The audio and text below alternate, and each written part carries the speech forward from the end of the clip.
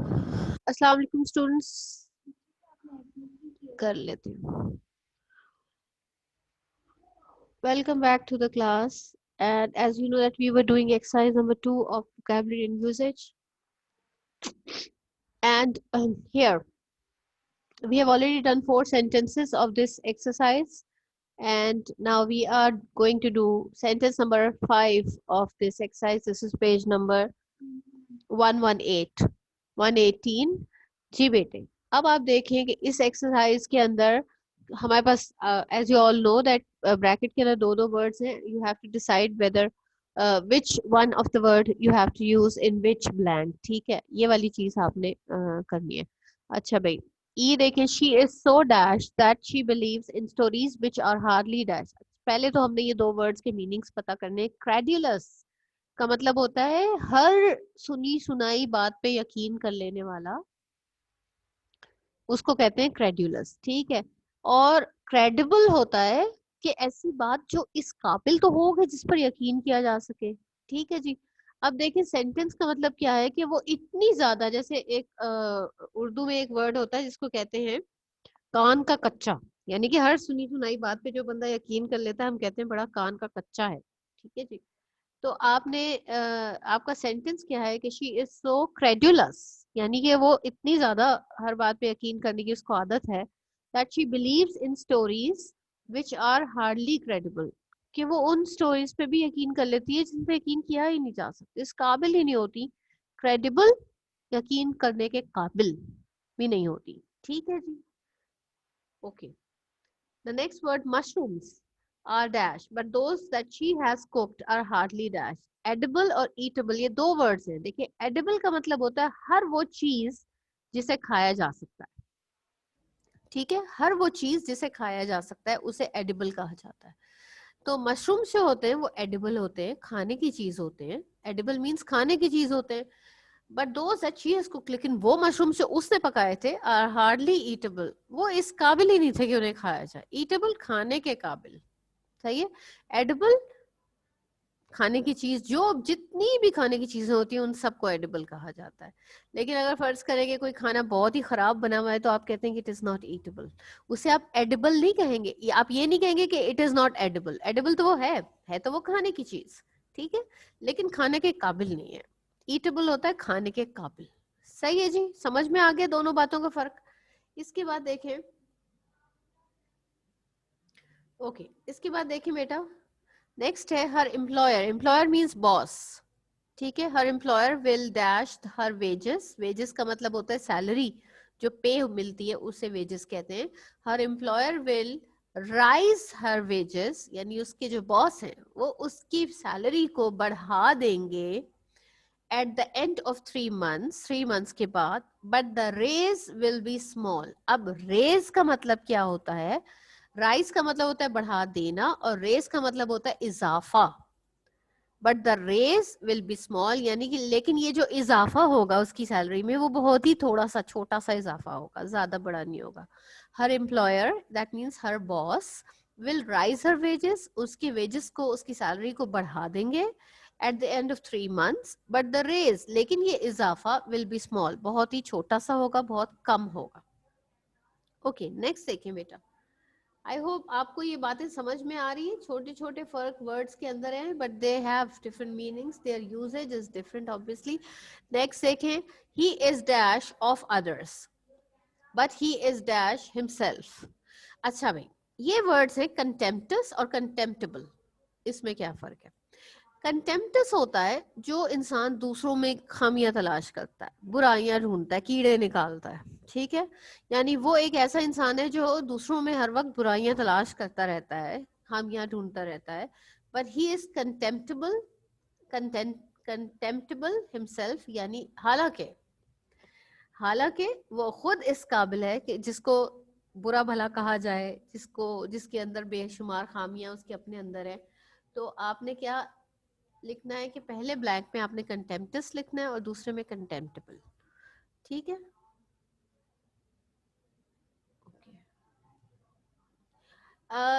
इसके बाद आप सब लोग जो हैं, you will turn to the next page and that next exercise, actually this is exercise number 5, इसी के साथ है आपके पास पेज 123 है बेटा, ये पेज 123 देखें सब लोग, turn to page 123 all of you, इसके ऊपर डेट डाल लें। Page 123, actually we are doing the exercises that are included in your homework, तो आप लोग ये होमवर्क वाली एक्सरसाइजेस जो हैं वो बुक में भी सॉल्व कर लेंगे, ठीक है। those who are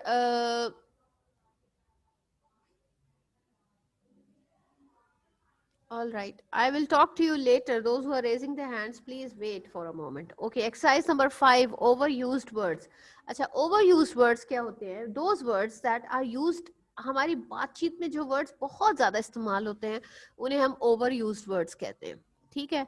अच्छा, अब जैसे replace the word good, अब आप देखो खुद ही नोटिस करो कि जो आप बात कर रहे होते हैं उसके अंदर good का वर्ड कितने सारे मीनिंग्स के तौर पे जगह पे इस्तेमाल होता है, बहुत सारे जगह पर गुड का वर्ड यूज होता है। यही आपकी एक्सरसाइज है कि आप सेंटेंस में लिखेंगे, सेंटेंस में गुड का वर्ड यूज हो रहा है मगर यहाँ पर इस गुड का मतलब क्या है ये आपने देखना है। And it's a multiple choice type exercise, आपने 4 में से कोई जो सही आंसर है उसको टिक करना है। Okay, exercise number 5, overused words. Replace the word good in each sentence with the most suitable of the 4 given. It means that there are 4 options given. After each sentence, you have to pick the correct meaning of good in this particular sentence. जरूरी नहीं है कि इस sentence में good का जो मतलब है अगले में भी वही हो, अगले में उसका मतलब कुछ और भी हो सकता है, ठीक है। You may have to make other changes and sometimes जब हम गुड की जगह जब कोई दूसरा वर्ड लगाएंगे तो ये भी तो हो सकता है कि हमें आ या एन या कोई और छोटे मोटे चेंजेस उसके अंदर करने पड़े, तो वो एक बात की बात है। When we will read the sentence we will come to know कि इसको हमने कैसे करना है, ठीक है। Okay, number 1, the boy is good to animals, ठीक है जी। गुड टू एनिमल्स का मतलब क्या है? आपको क्या समझ आती है कि अगर कोई भी बंदा जो है वो गुड टू एनिमल्स है, इसका मतलब वो एनिमल्स के लिए क्या है? वंडरफुल है, हेल्पफुल है, काइंड है या फ्रेंडली है? काइंड।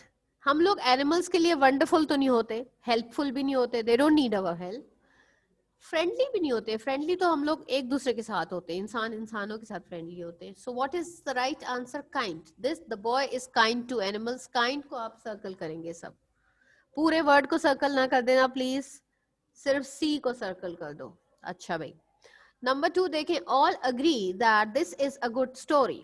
अच्छा चलो भाई, सब लोगों का ख्याल है कि ये एक बहुत अच्छी स्टोरी है। Good story means interesting story, agreeable story, agreeable मतलब जिस पे सब एग्री करते हो, यानी कि जिस पे सब मुत्तफिक हो जिस बात से, ट्रू स्टोरी या सेटिस्फैक्ट्री स्टोरी। देखो, सेटिस्फैक्ट्री तो कोई स्टोरी नहीं होती, एग्रीएबल भी कोई स्टोरी नहीं होती, तो ये दो पॉसिबल ऑप्शंस हैं। अब हम देखेंगे, ओके अब हम ये देखेंगे कि इंटरेस्टिंग हो सकता है या ट्रू हो सकता है, मगर गुड की जगह क्या ट्रू आना चाहिए या इंटरेस्टिंग आना चाहिए? What do you think? Interesting. All agree that this is a good story है ना, तो अब देखो ये वो वाली चीज है जो यहाँ लिखा था, you may have to make other changes. अगर हम गुड की जगह इंटरेस्टिंग लगाएंगे तो हमारा sentence it should be all agree that this is an interesting story. समझ आ रही है? So interesting is the right answer. Interesting को आप टिक कर लें या सर्कल, जो भी कर रहे हो। All right. अच्छा, समटाइम्स इस तरह की एक्सरसाइज आपको इस तरह भी दी जा सकती है कि इसके बाद एक सेंटेंस लिख दिया जाए and you are asked to write rewrite the sentence, यानी कि गुड की जगह जो आपने लगाना है वो आप लगाएं, and if there are other changes तो वो भी कर लें। नंबर 3 देखें, milk is good for babies. Savoury, savoury means जिससे पेट भर जाता है। न्यूट्रिशियस, न्यूट्रिशियस का मतलब है जिससे उनको न्यूट्रिशन मिलती है, ग़िज़ायत मिलती है, जो चीज़ें जो हेल्थ उनकी हेल्थ के लिए ज़रूरी है वो उनको मिलती है। प्रॉपर, प्रॉपर मीन्स मुनासिब, और ड्रिंकेबल यानी कि पीने के काबिल। अब आप बताएं, milk is good for babies का मतलब क्या है? Milk is nutritious for babies. Nutritious because milk is the thing which is, जो भी उनको न्यूट्रिशन अपनी हेल्थ के लिए, एक हेल्दी लाइफ के लिए चाहिए होती है बेबीज को, वो उनको मिल्क से मिल जाती है। ठीक है जी, नंबर 4 देखें बेटा, Hashim is good at making model aeroplanes. अच्छा, वो मॉडल एरोप्लेन्स बनाने में बहुत अच्छा है, इसका क्या मतलब है? यूजफुल है। कोई इंसान कभी यूजफुल नहीं हो सकता, ठीक है, यूजफुल का वर्ड लोगों के लिए यूज नहीं होता। कॉम्पिटेंट, कॉम्पिटेंट का मतलब होता है somebody who has got the talent, ठीक है, कॉम्पिटेंट। स्किलफुल, स्किलफुल का मतलब होता है when you are expert at doing something, skillful when you have skills to do something, ठीक है, जब आपका कोई काम करने के लिए में आप एक्सपर्ट होते हैं तो आप स्किलफुल हैं, okay. And number 4 is clever. अब आप बताएं कि Hashim is useful eight making aeroplanes, competent at making aeroplanes, skillful at making model aeroplanes, या clever at making model aeroplanes? कौन सा आंसर आपको ठीक लगता है? It should be skillful, because skillful means expert, ठीक है, माहिर जिसको उर्दू में कहते हैं, okay. Number 5, his brother is good at mathematics, उसका भाई मैथमेटिक्स में अच्छा है। करेक्ट। अब क्या होना चाहिए? his brother is correct at mathematics, his brother is accurate at mathematics। accurate का मतलब होता है exact, यानी कि बिल्कुल exactly उसे पता है कि क्या है ये। his brother is commendable at mathematics, commendable का मतलब होता है तारीफ के काबिल, और proficient का मतलब भी तकरीबन यही होता है, ठीक है। तो अब आपने देखना है कि आपको क्या चीज इसमें बिल्कुल सही लग रही है। his brother is accurate, his brother is accurate at mathematics. I don't know what is wrong with Bisma. Bisma, why are you entering in the class again and again? Okay, accurate, his brother is accurate at mathematics, हो गया।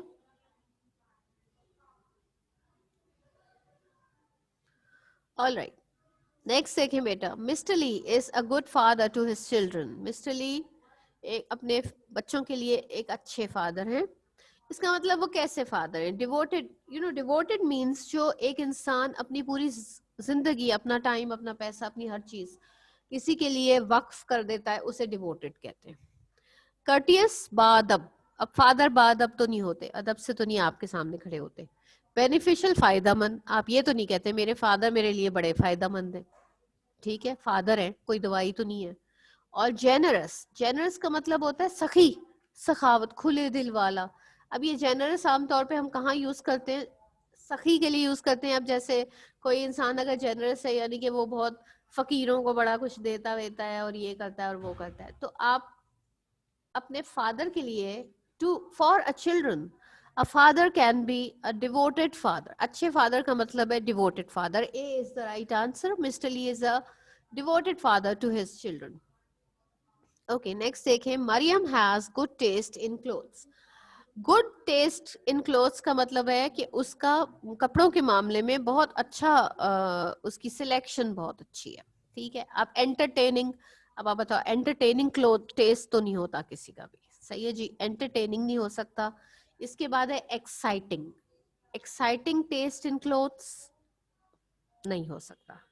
Interesting test in clothes, ये भी नहीं हो सकता। Good होता है discriminating, discriminating का मतलब होता है बेसिकली कि जो चीज उसे दूसरों से अलग बनाती है, वो चीज जो उसे दूसरों से मुख्तलिफ बनाती है, something which she has got and the others do not have. Mariam has discriminating taste in clothes. It means that she chooses, her choice in clothes is different from all the other people.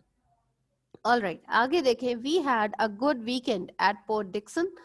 Good weekend का मतलब क्या हो सकता है? Enjoyable, weekend मतलब छुट्टी, enjoyable weekend, excellent weekend, amusing weekend या charming। अब charming तो नहीं हो सकता, जाहिर बात है। amusing भी नहीं हो सकता। amusing is when you are enjoying something, when you get entertained by something, that is amusing।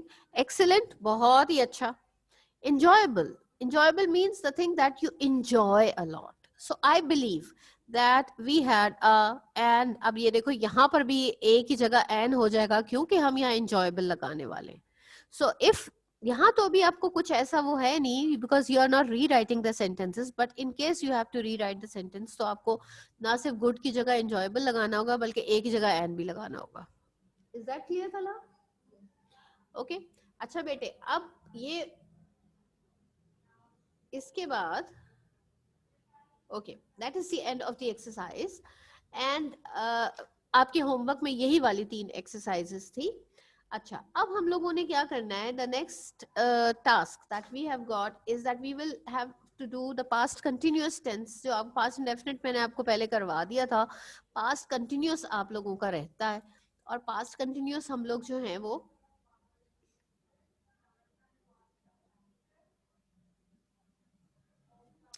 Okay, past continuous जो है आपका वो पास्ट इंडेफिनिट आपने 3 एक्सरसाइजेस कंप्लीट कर ली थी. Although we don't have, we can not do the exercises today, but we will just look at the sentences identification, and we will see the sentence structure today. Otherwise, inshallah for the next 3 days your classes will not be held on Friday, Saturday and Sunday, you know, and the classes will resume on Monday. ठीक है जी, Monday को आपकी अगली class होगी और Monday को हम ये वाली एक्सरसाइजेस करेंगे. But right now we are just studying the basic concept. Past continuous tense, you all know the word continuous means something which is going on. कोई ऐसी चीज जो अभी तक जारी है, जो खत्म नहीं हुई है, जो चल रही है अभी तक. पास्ट कंटिन्यूस टेंस, आप एक ऐसे वक्त की बात कर रहे हैं कि जिस वक्त कोई एक खास काम अभी चल रहा था, अभी जारी था, अभी खत्म नहीं हुआ था. ठीक है. Look at the sentences. वो तेज दौड़ रहा था. आप लोग एक ऐसे वक्त की बात कर रहे हैं जब वो भाग रहा था. ठीक है, उसने भागना खत्म नहीं किया था, उसका काम खत्म नहीं हुआ था, he was still doing it. ठीक है. अच्छा, तुम कहानी सुना रहे थे. देखो, आइडेंटिफिकेशन क्या है, एंड पे क्या आ रहा है, था, थे, थी. इससे क्या पता चलता है, पास्ट टेंस. ठीक है, पता चलता है पास्ट टेंस. रहा था, रहे थे, रही थी, shows past continuous. Remember when we were doing present continuous tense, उसमें और इसमें क्या फर्क है. उसमें भी रहा, रहे और रही तो उसमें भी आ रहा था, लेकिन एंड पे था, थे और थी नहीं आ रहा था, बल्कि है आ रहा था. है इस तरह आ रहा था. ठीक है ना. लेकिन ये पास्ट है तो ऑब्वियसली इसमें था आ रहा है. Look at the sentence structure now. Sentence structure आपका क्या है, सबसे पहले सब्जेक्ट आएगा. सब्जेक्ट के बाद you have an option of 2 helping verbs, was और were. या तो आप was यूज करेंगे, were, depending upon the subject, because if your subject is singular तो आप लगाएंगे was, and if your subject is plural तो आप लगाएंगे were. सब्जेक्ट के साथ was या were लगाएंगे according to the subject. Singular है तो was लगाओ, प्लूरल है तो were लगाओ. आफ्टर दैट आपने क्या करना है कि वर्ब लगाना है. वर्ब कौन सा, because in all the continuous, all those who are turning on their videos, देखिए बेटे, आपके नाम जो है वो हमारे पास ऑफिस में शो हो जाते हैं, and we can take strict action against you. आपको पहले ही ये इंस्ट्रक्शन दी गई है कि you are not suppose to turn on your video, so please do not do it. Subject के बाद was या were according to the subject लगाना है. उसके बाद वर्ब की फर्स्ट फॉर्म लगानी है, उसके साथ ing ऐड करना है, because it is the continuous tense. In case of continuous tenses we always use the first form of verb, उसके साथ ing लगाते हैं, जैसे कि रनिंग है, टेलिंग है, सेलिंग, क्राइंग, लाइक दैट. बहुत सारे और वर्ड्स हैं. रीडिंग, स्पीकिंग, शाउटिंग, लिसनिंग, ये सारे वर्ड्स जो हैं ये, यानी कि वर्ब की फर्स्ट फॉर्म और उसके साथ ing लगा, and then comes the object. उसके बाद ऑब्जेक्ट आता है, and object is the one on which the work is being done. Now अब आप लोगों ने क्या करना है इन 3 दिनों में बच्चे, आप लोगों ने क्या करना है, you will complete your work, make sure that whatever classes we have already done, उसके अंदर जितना काम हुआ है वो आपके पास कंप्लीट होना चाहिए. And your question answers, because we are not doing question answers on in online classes, you already have got the photostat of the answers, आपके पास वो मौजूद है, आपने उसको खोलना है.